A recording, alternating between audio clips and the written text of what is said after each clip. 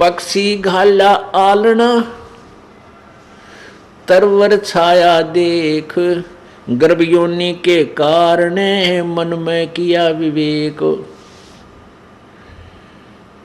कि एक पक्षी ने घोंसला बनाया किस उद्देश्य से, कि उसमें बच्चे पैदा करूंगा, और जब वो बच्चे पैदा हो गए, अंडे हो गए, फिर वो बच्चे बन गए, घोंसला कीता वो अब सैर सपट्टे में।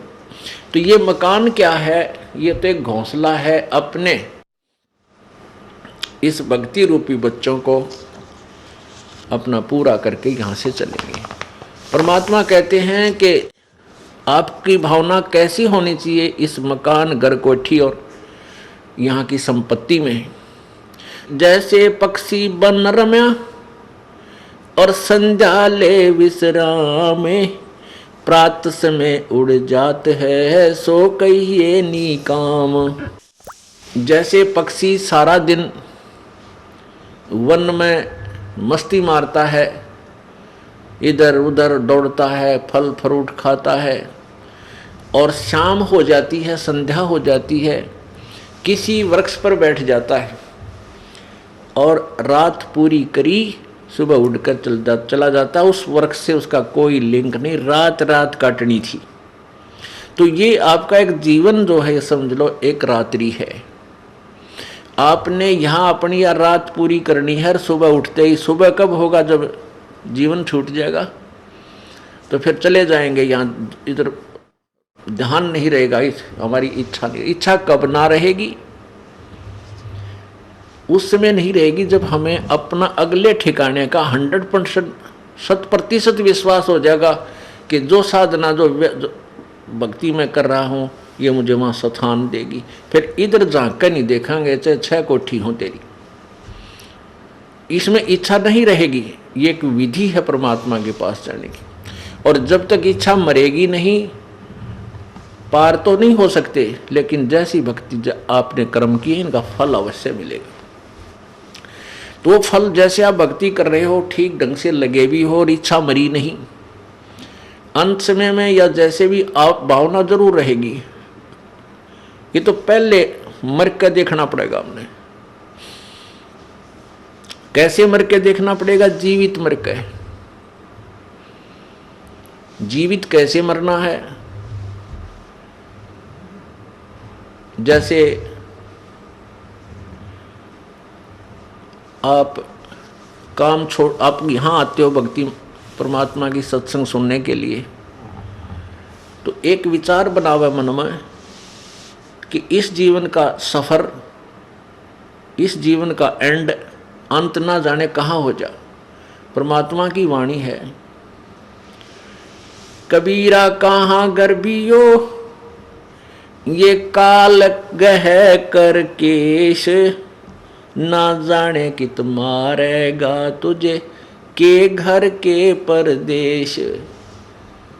इस बात ने याद रखे कि ना जाने ये काल तेरे बाल पकड़ के खींच कर ले जाएगा, और ना बेरा कित मारेगा परदेश में या घर मरेगा, नो बिना बेरा तेरी मृत्यु कहाँ होगी। अब बहुत से उदाहरण हैं,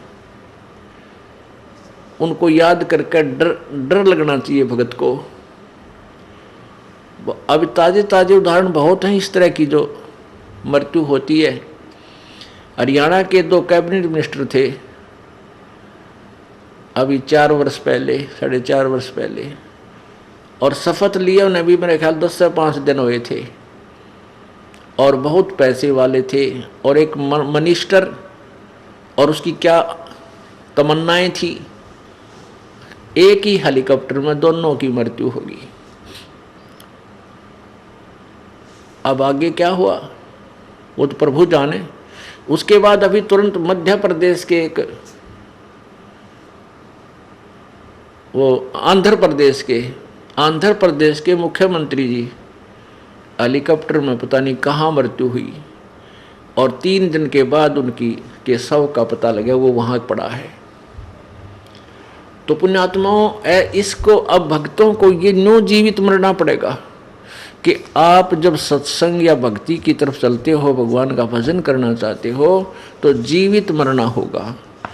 आप जब सत्संग की तरफ चलते हो, गुरुदेव के यहाँ आते हो 1 दिन 2 दिन के लिए, तो आपसे घर उस समय छूटेगा जब आप जीवित मर जाओगे।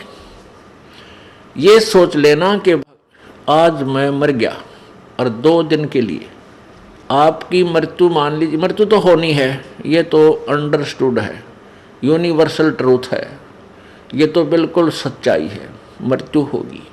और इसका ये भी नहीं पता कब हो जाए। और यदि भक्ति पूरी ना हुई, हम धर्म कर्म कोई बना नहीं, तो वो जीवन व्यर्थ गया, चाहे लाख वर्ष जी ले। तो ये सोच ले कि भी आज मैं 2 दिन खातिर मर गया। अगर परमानेंट मर जावा, सदा के लिए मर गया, मृत्यु होगी, तो फिर कौन करेगा उस काम को जिसके लिए तो भक्ति नहीं छोड़ना चाहता। ये सोचता है कि मेरा कार्य बिगड़ जाएगा, मुझे हानि हो जाएगी, और परमानेंट मर गया, फिर क्या होगा?